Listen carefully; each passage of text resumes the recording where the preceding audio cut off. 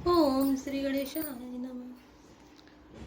सुकहाणी ले भाग सठ रामा साने निरखी मृगराज सिया रामा चीन ले जनि जन जड़ रामा तिमि सुरपते नलज सिया रामा दीन दयाल विरत संभारी हरौ नाथ मम संकट भारी। अर्थात जैसे मूर्ख को तसे को देखकर सूखी हड्डी लेकर भागे और वह मूर्ख यह समझे कि कहीं उस हड्डी को से छीन न ले, वैसे ही इंद्र को नारद जी मेरा राज्य छीन लेंगे ऐसा सोचते लाज नहीं आई। तही आश्रम ही मदन जब गया निज माया बसंत निर्मया कुसुमित विविध विटप बहुरंगा कूंजही कोकिल गुंजही भृंगा। अर्थात जब कामदेव उस आश्रम में गया तब उसने अपनी माया से वहां बसंत ऋतु को उत्पन्न किया। तरह तरह के वृक्षों पर रंग बिरंगे फूल खिल गए, उन पर कोयलें कूकने लगी और भौरे गुंजन करने लगे। चली सुहाविनी त्रिविध बयारी काम कृसानु बड़ा विनिहारी रंबादिक सुरनारी नवीना सकल असमतर कला प्रवीणा। अर्थात काम अग्नि को भड़काने वाली 3 प्रकार की शीतल मंद और सुगंध सुहावनी हवा चलने लगी। रंभा आदि नवयुवतियां देवंगनाएं जो सबके काम कला में निपुण थी, करही गान बहुतानि तरंगा बहुविधि क्रीडहि पानी पतंगा दे किसाय मदन हरसाना कीने सिपुनी प्रपंच विधि नाना। अर्थात वे बहुत प्रकार की तानों की तरंगों के साथ गाने लगी और हाथ में गेंद लेकर नाना प्रकार के खेल खेलने लगी। कामदेव अपने इन सहायकों को देखकर बहुत प्रसन्न हुआ और फिर उसने नाना प्रकार के माया जाल किए। कामी कला कछु मुनि न व्यापी निज भय डरे मनोभाव पापी सीमी की चापी सकई को तासु बड़े रखवारे रमापति जासु। अर्थात परंतु कामदेव की कोई भी कला मुनि पर असर न कर सकी। तब तो पापी कामदेव अपने ही नाश के भय से डर गया। लक्ष्मीपति भगवान जिसके बड़े रक्षक हों, भला उसकी सीमा मर्यादा को कोई दबा सकता है। सहित सहाय सबित अति रामा मानिहारी मन मैन सिया रामा गए सिंचाई मुनि चरण तब रामा कही सुटी आरत बेन सिया रामा दीन दयाल विरध संभारी हरौ नाथ मम संकट भारी। अर्थात तब अपने सहायकों समेत कामदेव ने बहुत डरकर और अपने मन में हार मानकर बहुत ही आर्त दीन वचन कहते हुए मुनि के चरणों को जा पकड़ा। भय नारद मन कचुरोसा कही प्रिय वचन काम परितोषा नाई चरण सुरुआय सुपाई गय मदन तब सहित सहाय। अर्थात नारद जी के मन में कुछ भी क्रोध ना आया, उन्होंने प्रिय वचन कहकर कामदेव का समाधान किया। तब मुनि के चरणों में सिर नवाकर और उनकी आज्ञा पाकर कामदेव अपने सहायकों सहित लौट गया। मुनि सुशील लतापनि करनी सुरपति सभा जाय सब बरनी सुनी सबके मन अचरजु आवा मुनि प्रशंसई हरै सिरुनावा। अर्थात देवराज इंद्र की सभा में जाकर उसने मुनि की सुशीलता और अपनी करतूत सब कही, जिसे सुनकर सबके मन में आश्चर्य हुआ और उन्होंने मुनि की बड़ाई करके श्री हरि को सिर नवाया। तब नारद गबने शिव पाही जिता काम अहमिति मन माही मार चरित शंकर ही सुनाए अति प्रिय जानी महेश सिखाए। अर्थात तब नारद जी शिव जी के पास गए। उनके मन में इस बात का अहंकार हो गया कि हमने कामदेव जी को जीत लिया। उन्होंने कामदेव के चरित्र शिव जी को सुनाए और महादेव जी ने उन नारद जी को अत्यंत प्रिय जानकर इस प्रकार शिक्षा दी। बारे बारे बिन बहु मुनि तोहि जिमि ऐ कथा सुनायौ मोहि तिमि जनि हरि सुनावौ कबहु चले प्रसंग दुरायौ तबहु।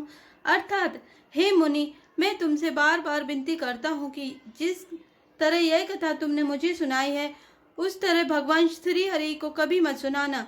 चर्चा भी चले तब भी इसको छिपा जाना।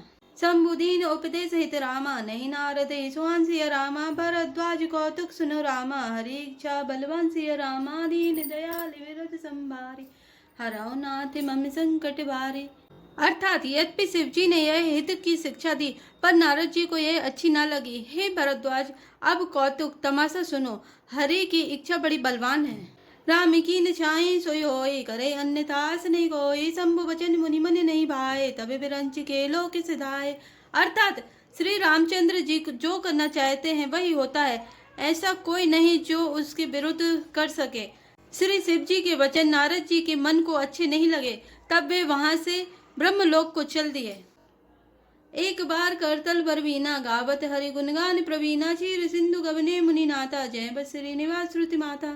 अर्थात एक बार गान विद्या में निपुण मुनिनाथ नारद जी हाथ में सुंदर वीणा लिए हरि गुण गाते हुए क्षीर सागर को गए, जहाँ वेदों के मस्तक स्वरूप मूर्तिमान वेदांत तत्व लक्ष्मी निवास भगवान नारायण रहते हैं। हर सिमिली उठी रमकेता, बैठे आसन ऋषि समेता, बोले भी हसी चराचर राया, बहुत दिनन कीन मुनिदाया। अर्थात रमा निवास भगवान उठकर बड़े आनंद से उनसे मिले और ऋषि नारद जी के साथ आसन पर बैठ गए।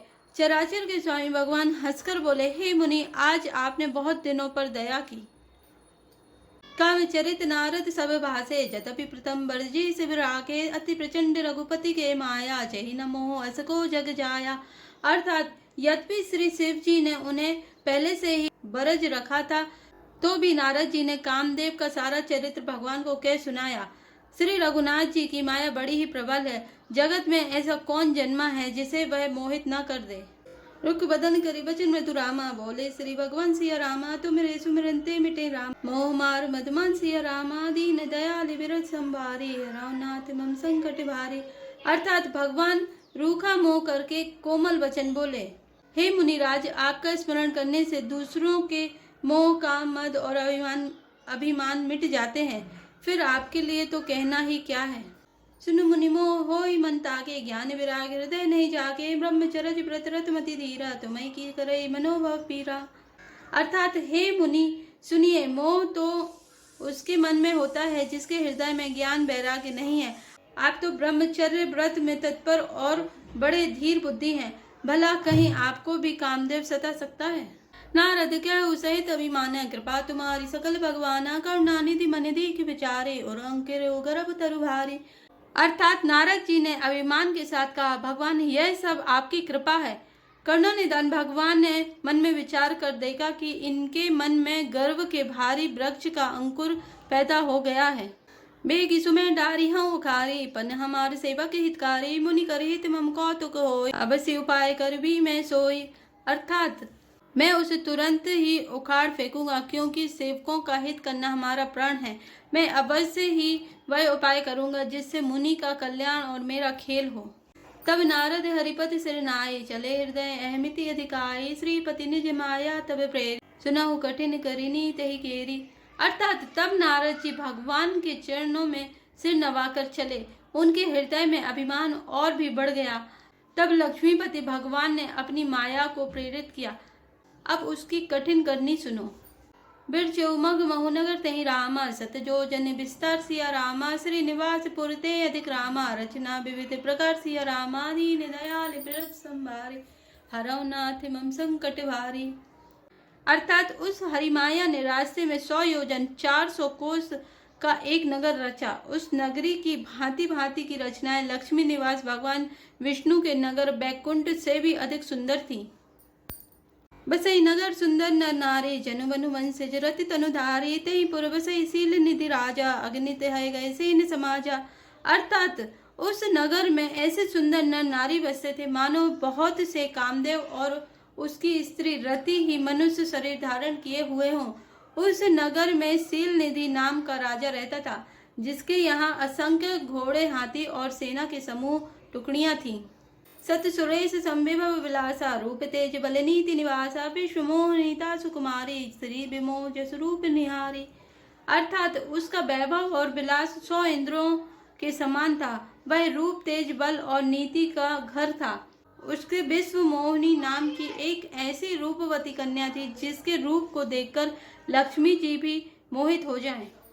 सोई हरि माया सब गुण खानी, शोभा तासु की जाय बखानी, करई स्वयं वर्षो नृपवाला, आए तय अग्नित महिपाला। अर्थात वह सब गुणों की खान भगवान की माया ही थी। उसकी शोभा का वर्णन कैसे किया जा सकता है।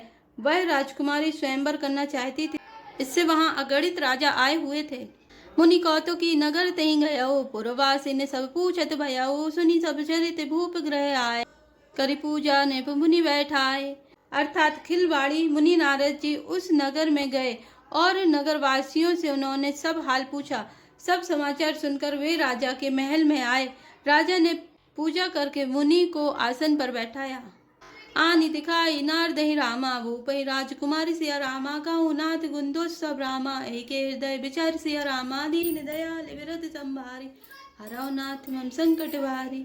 अर्थात फिर राजा ने राजकुमारी को लाकर नारद जी को दिखलाया और पूछा कि हे नाथ, आप अपने हृदय में विचार कर इसके सब गुण दोष कहिए।